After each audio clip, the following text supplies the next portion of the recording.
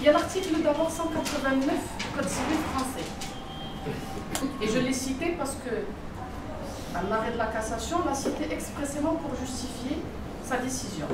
Cet article il stipule expressément, sans ambiguïté, que la promesse de vente vaut vente lorsqu'il y a consentement réciproque des deux parties sur la chose et sur le prix. C'est très clair. Ça mérite. Voilà. Ça mérite d'être plus sensible. C'est très clair. La promesse de vente vaut vente lorsqu'il y a consentement réciproque des deux parties sur la chose et sur le prix. D'accord? Il y a plus timidement plus timide est la rédaction de l'article 488 DOC. Il stipule que la vente est parfaite entre les parties dès qu'il y a consentement entre les co-contractants, l'un pour vendre, l'autre pour acheter. Et voilà. Et il y a accord sur le prix et sur les éléments. Voilà. L'ensemble des éléments du contrat. Alors, la vente est parfaite entre les parties dès qu'il y a consentement des contractants, l'un pour vendre, l'autre pour acheter, et qu'ils sont d'accord sur la chose, sur le prix et sur les autres clauses du contrat. Cet article est beaucoup moins clair que le premier, qui sème beaucoup d'ambiguïté quant à la qualification de la promesse d'acte. Il y a des juges qui se basent sur cet article pour qualifier la promesse en une vente pure et simple. D'autres qui disent que cet article-là ne s'applique pas en la matière, ne permet pas de voir en toute promesse une vente. La jurisprudence n'est pas fixée, et nous non plus. Ouais. Bonsoir, je profite rapidement pour remercier ce président du Conseil national et du Conseil régional de Casablanca. Je ne me sens pas dépaysé, je crois que vous êtes tous de grands juristes, juste pour apporter un petit éclaircissement par rapport à ce point qui me tient à cœur. Le problème dans le système marocain, le droit marocain, c'est qu'on arrive à s'extirper du DOC. Le DOC, il est là, il a un siècle d'existence, un peu plus, et on n'arrive pas à l'adapter aux réalités du marché. Donc il y a eu des évolutions. Effectivement, c'est l'article 488 qui pose problème. Parce que les textes ne sont pas en harmonie avec la réalité, et surtout en matière immobilière, parce que c'est le domaine qui vous touche le plus souvent. L'accord sur le prix et la chose ne veut pas dire nécessairement accomplissement bien perfection de vente. Oui, pour les choses meubles, on est d'accord. Mais pour les immeubles, il y a des textes spéciaux. Article 66-67 de l'arrêt de 1913 sont clairs. Donc, est-ce qu'on peut considérer... Pardon. L'inscription, exactement, c'est l'inscription. Ce qui pose problème ici, c'est que nous avons un problème d'ordre pratique. Est-ce que c'est 488 en l'absence d'une inscription? Entre-temps, si une vente intervient en application bien entendu des conséquences de l'inscription, quel est le texte applicable? Donc il y a cette problématique qu'on n'arrive pas à s'extirper du DOC comme base. Il y a des textes spéciaux qui ont suivi, et malheureusement, ces textes sont occultés, et on sent au sein de la jurisprudence un acharnement sur l'application stricte des articles du DOC. On va revenir tout à l'heure aux dispositions de l'article 230, 231, 234, 235, 255 et 259. Là, des articles qui posent d'énormes problèmes, et c'est la raison pour laquelle nous sommes aujourd'hui dans l'incapacité, je vous le dis, d'ailleurs le maître Moujine ne va pas manquer tout à l'heure de soulever un petit peu les détails qui concernent les effets de la promesse de vente, c'est qu'aujourd'hui nous sommes dans un flou total. Je parle de la pratique judiciaire. Aujourd'hui, il n'y a pas de constance dans les décisions pour considérer telle vente parfaite, pour faire la distinction entre résiliation, résolution, nullité, annulation et récision. C'est une cacophonie à laquelle nous assistons tous les jours. Chose à laquelle il faut faire attention, ce n'est pas parce que les textes, c'est pas parce que c'est le DOC que nécessairement la jurisprudence est ensuite donc, je dirais, selon l'esprit, selon ce que veulent les co-contractants. Avant de redonner la parole à Maître Mouji, la jurisprudence au Maroc, elle n'arrive pas à établir, je dirais, cet ordre de priorité. dans l'application. La première des choses que doit chercher un juge, enfin même l'application d'un compromis, d'abord l'intention des parties.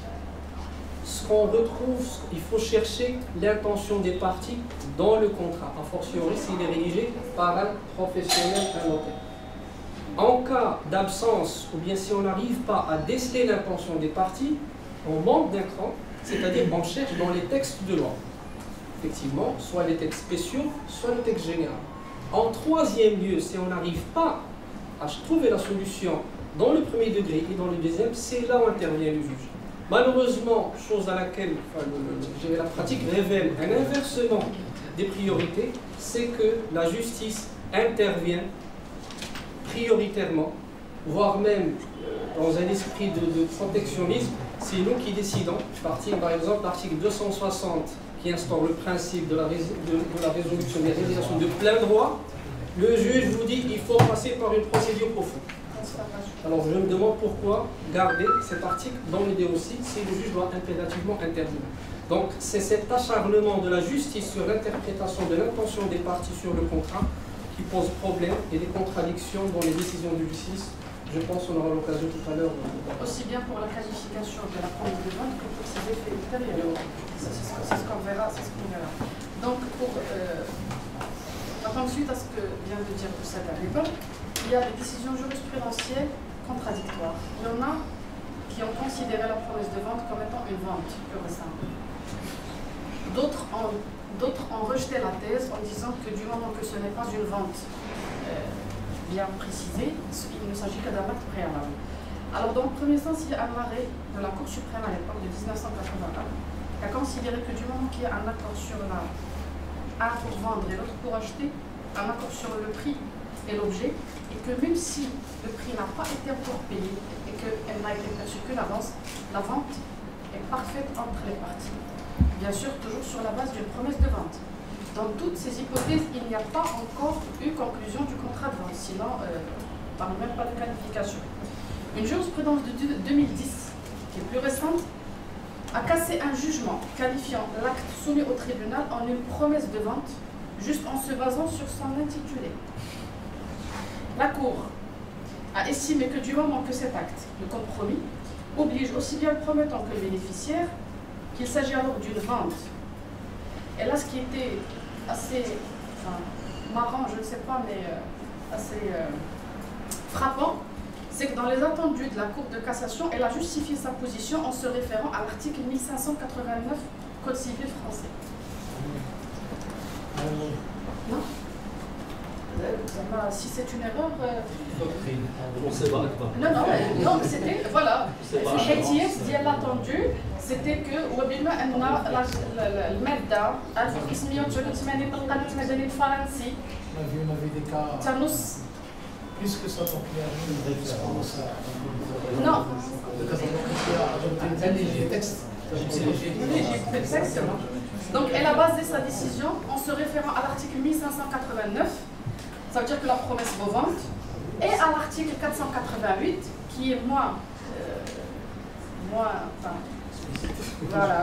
explicite, et à la doctrine de Sargori, qui voit aussi que la promesse synalagmatique وهي عقد ابتدائي للبيع qui vaut بيع qui ينشئ اثار البيع et non pas une promesse synalagmatique de vente. Donc il y a ce premier mouvement. Puis c'est pas qu'il y a eu un revirement, non, jusqu'à maintenant il y a toujours des arrêts qui vont dans ce sens-là et des arrêts qui vont dans l'autre. On va juste donner des exemples parce que les arrêts sont très nombreux. Il y a un arrêt de la cassation toujours. De toute manière, tous les arrêts sont de décision de la cassation. Donc, un arrêt de 2006 qui, cette fois, il stipule expressément que لا يكفي مجرد تراضي العقدين على فرض ثبوته لانعقاد البيع بل لا بد من الكتابة التي تعتبر بمقتضى الفصل 489 من قانون الالتزامات والعقود الشكلية لازما لانعقاد التصرف فإذا اختلت فإن البيع لا ينعقد. En l'espèce, il y avait une promesse de vente authentique. Mais la Cour a estimé que حيث إنه إذا كان المبيع عقارا وجب تطبيق الفصل 489 DOC أن يجري البيع كتابة في محرة بالتاريخ ولا يكفي مجرد تراضي عقده على فرض ثبوته للعقد البيع بل لا بد من الكتابة التي تعتبر بمقتضى الفصل المذكور شكلية لازمة لانعقاد التصرف فإذا اختلت فإن البيع لا يقوم والمحكمة التي تأكد لها أن دعوى البيع غير ثابتة بالمحرر الكتابي وفق ما يستلزم الفصل المذكور وقضت بردها مستبعدة بذلك إعلان إيجاب من جانب الطالب ودون الوسيط فإن كان تعليلها تعليلا كافيا. Bon, sans trop de détails. Donc ça veut dire quoi? Qu'en l'espèce, il y avait une promesse de vente authentique rédigée auprès du notaire et que la Cour a estimé que du moment que ce n'est pas une vente explicite, qu'elle ne pourra le qualifier en une vente. Donc là, on voit la présence de deux appréciations différentes. Peut-être, bon, certains d'entre vous peuvent se dire, mais bon, pourquoi on montre dans ce détail qui est purement que théorique, une promesse de vente ou pas vente, en quoi ça nous intéresse, nous, dans la pratique. L'intérêt de la qualification, il apparaît quand il y a litige entre les parties. C'est souvent le cas. Bah, s'il n'y a pas litige, la promesse sera simple.